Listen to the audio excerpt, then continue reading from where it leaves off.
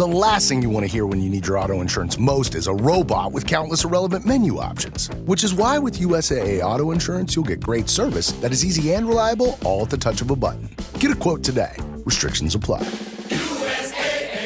So, you just started using LinkedIn Premium. Now what? Well, on your premium company page, you noticed around 7.5 times more page engagement and 5 times more page views. Well done. And now, new clients are messaging you. All because you're using LinkedIn Premium, which helps you get the business growth you want. Think big, small business. Think big. Start your free trial at linkedin.com/premium small business. That's linkedin.com/premium small business. So hi, this is Evan and Nastassja of Enemy Inside, and you're listening to Brutally Delicious podcast. Sorry. The Brutally Delicious podcast. The Brutally Delicious podcast. The Brutally Delicious podcast. The Brutally Delicious podcast. So thank you for taking the time. I appreciate it. Welcome. Welcome. So let's talk about Enemy Inside then. What's been the response to the new single, Don't Call Me an Angel, or the single, Don't Call Me an Angel? It has been really good. I think it's the fourth single we have put out, and so far the response on Fifth? the fifth. Yeah. Good morning. Yeah, so far the response to the single has been really good, also to the video, and it's also one of our favorite songs, if I can speak for the band. Yeah. Yeah, I also think that Don't Call Me an Angel is something because we've heard a lot that our new songs go to a new direction, and I think that Don't Call Me an Angel is something like a balance between the familiar stuff of Enemy Inside and the new one. Yeah. So yeah, Okay. it's a What good, kind pretty of- good all-arounder. So what kind of challenges or what kind of difficulties do you face writing new music? Well, I mean, sticking to your signature sound, obviously, but you don't want to rewrite the last record. How do you go about that? And is it difficult? No. It's not that difficult because I think we just write whatever comes straight from our hearts at this point. And we also do listen to a lot of different stuff. So and I'm pretty sure that we don't always listen to the exact same bands over and over again over the years. So I mean, of course, if a band we used to listen when we were, I don't know, 15 years old or something is bringing something new out, we will listen to it again. But we like to develop ourselves and our sound. So it's actually something we don't plan. It's just comes It out. just happens. Yeah, Yeah. exactly. So do you ever worry that it's too close to the last record, or you just whatever happens, happens, and it is No, what I it think we're the opposite because we don't limit ourselves and we don't care if it's like a hip hop influence, if it's electronic influences. So I think especially with this album, we pushed us to the limits. Like when you speak Get out of the genre. comfort zone. Yeah, it was Yeah. like, yeah. is that So- lyrically as well? Excuse me again? Is that lyrically? You said you push yourself to the limits. Is that lyrically as well when you're writing lyrics? Yeah, I think I'm with the lyrics. I got a little bit more. How do you call it? Like honest. Like I give like more of myself. Like I write more like personal stuff. I try, of course, always give my best when I write lyrics, but of course I'm also getting older and I get more practice and I get more experience in writing lyrics. So of course when I read my lyrics now, I think they developed a lot compared to the first album, and I think also, yeah, I try also I don't have so much limits with the lyrics as well. So do you ever feel like you're too vulnerable? You put too much of yourself in a song and you're like, oh shit, what is everyone else gonna think? Or do you just not care and bear it all? No, I think this is the nice part of getting older. Like I don't care so much anymore. I think it's always like this if you do something you, I don't know, really expresses yourself. I mean, it's not a side project or something we want to, I don't know, sound like something specific, or we just do what, I don't know, what we are. And I think this makes us, I don't know, pretty hard on this stuff that we I just don't think care. that makes it more, I mean, if I'm understanding correctly, like more organic, right? So I think that makes the music and the overall package much more accessible and intimate, right? Because you're not trying to be anybody else. You're not adding, you're strictly straying to a death metal or metal course kind of thing. Or even Yeah, your lyrics, you're not confining yourself. And I think that makes it more accessible. yeah, Yeah, exactly. It's like, I don't know, going out to the people with a specific haircut. If it's the haircut you like, it's expresses yourself. It's you're never gonna be, I don't know, ashamed of it. It's if it's something you don't like and doesn't express yourself, then I don't know, then you're gonna react differently on the criticism you're gonna receive. And also, you shouldn't be doing it. Yeah. yeah, I think if it doesn't resonate with you, whatever it is, right? Art, the podcast, whatever the hell it is, if it doesn't resonate with you, then you're in it for the wrong reason anyway. Yeah, right. exactly. That's, so is there a message or something you want your fans to take away from after listening to Venom? I think Venom has like a lot of like empowerment.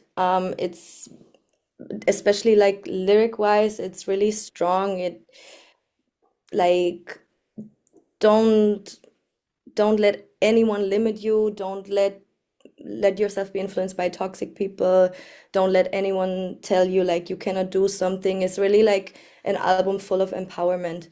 And this is something I want my fans to feel. Like I want they feel empowered. I want they feel strong. I want they feel proud of who they are. And this is like the overall message also of Venom. We absolutely need that message, first of all. But second of all, do you ever feel any sense of responsibility to write those lyrics? Or is that just coming from somewhere in you and you hope people connect?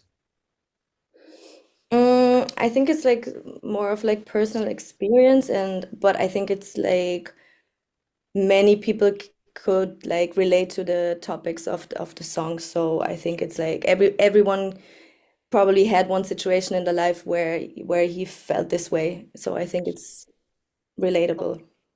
So this one kind of can be for both of you guys, but do you find this music, or at least writing it, cathartic? I think writing music in general is cathartic process. I don't know. I mean, I would agree. And, I'm not a music writer, but as a listener, it's Yeah. definitely cathartic, right? Yeah. Yeah. Yeah. Everyone sort of got those records or songs that they run to when, all hell breaks loose, I think, Yeah, right? well, especially if you feel identified from a piece of art, if it's music or whatever, I think it's always works like in a cathartic way. So Yeah. not related to the band at all, but is there a song or a record that does that for you? Either one, both, however you want to answer that. Ooh. Well, I'll go Maybe. first. I'll go first. For me, it's I love Machine Head. I mean, I like Mm-hmm. metal in general, but Machine Head, especially the record Catharsis, that's Mm-hmm.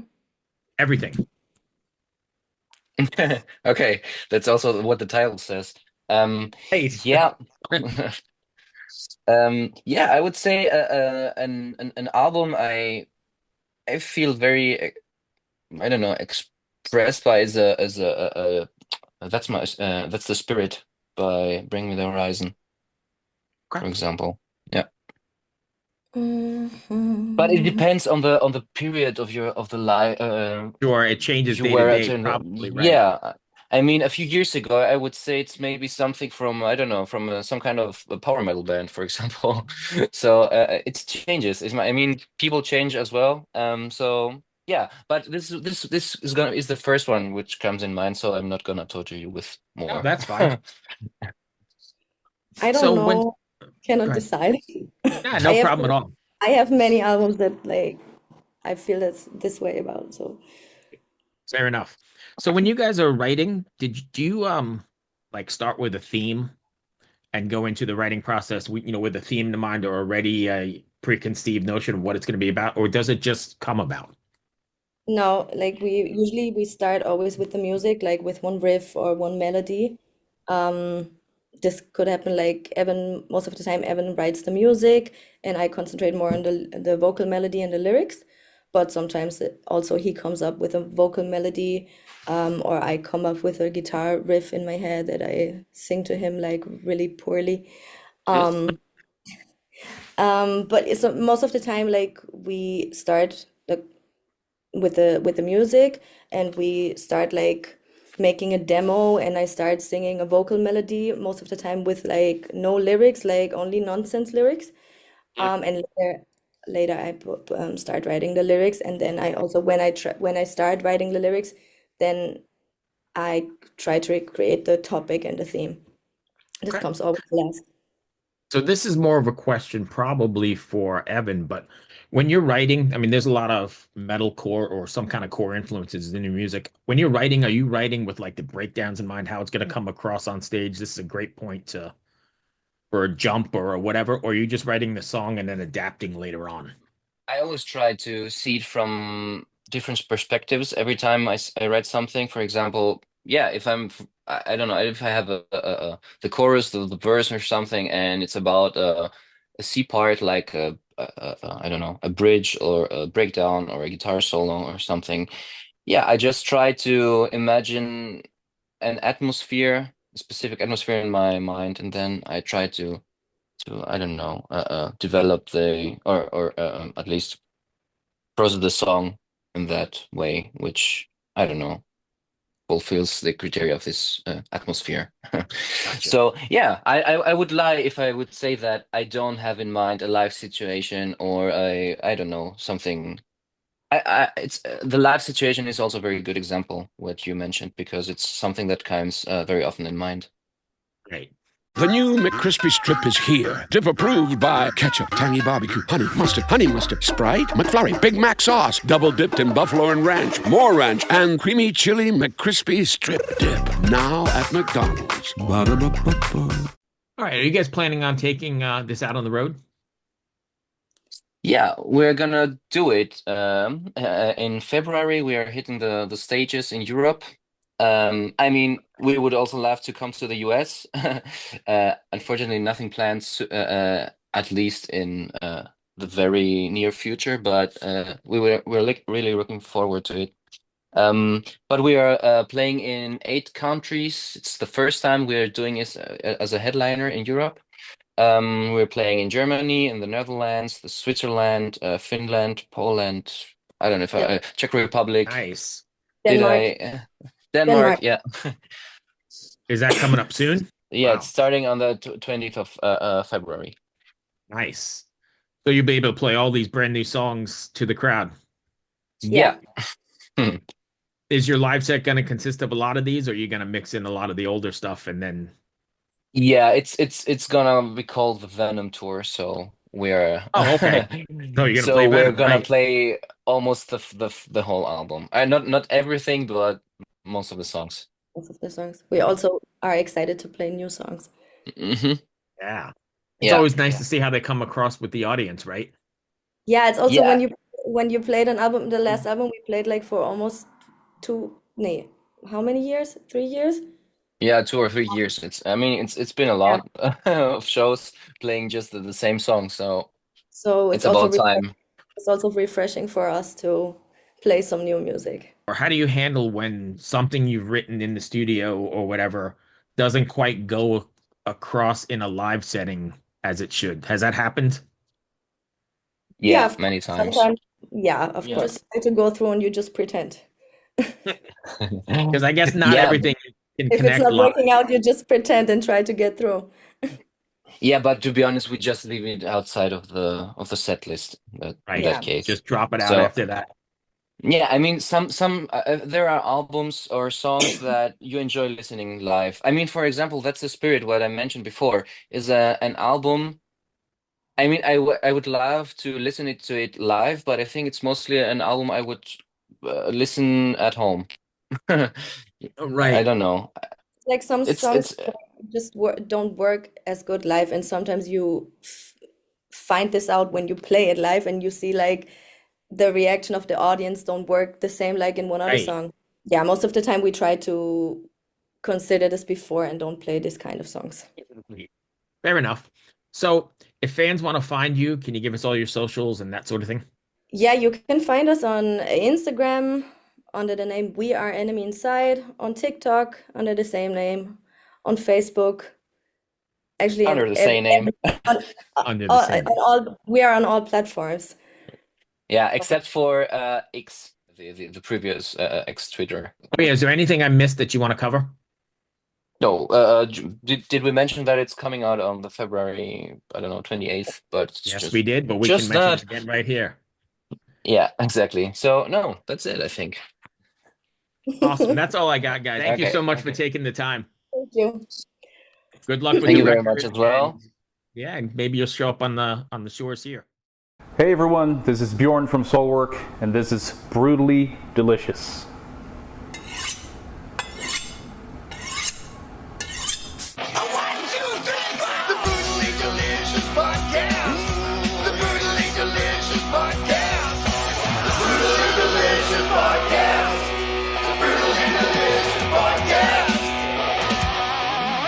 Hey there, heavy metal maniacs and kitchen crusaders. I'm Bruce Moore, the host of the Brutally Delicious podcast, where we whisk up a blend of metal and food to quench even the most discriminate tastes. Have you ever wondered what your favorite metal musician chows down on before they hit the stage to melt your face off? Well, look no further. Here at the Brutally Delicious podcast, we have cooking segments so brutal they'll make your oven want to headbang. From beefy, bodacious burgers to spicy, succulent salmon to kickin' caliente cauliflower and more. We mix metal and culinary creations, resulting in a feast for the senses. But wait, there's more. Hey, this is Michael Monroe. Brutally delicious. Isn't that beautiful? See you down the road. Each week, I meet with the mammoths of metal for interviews that are spicier than a Carolina Reaper. Get the latest on their upcoming shows, behind-the-scenes stories, and if we're lucky enough, maybe they'll share a secret family recipe or two with us. You'll also want to check out our weekly album and show reviews, where we dice, slice, and serve up our unique takes on the latest metal releases. So grab your leather apron, crank the volume to 11, and subscribe to the Brutally Delicious podcast on your favorite podcast platform. It's sure to be a hell of a time. Oh, hey there. It's Tim from Protest the Hero. Now that you've seen my junk, I'm going to show you how to make a pizza. And you're watching Brutally Delicious. What's up, everybody? Max Cavalera, Soulfly, and you listen to Brutally Delicious podcast. Stay metal, motherfuckers.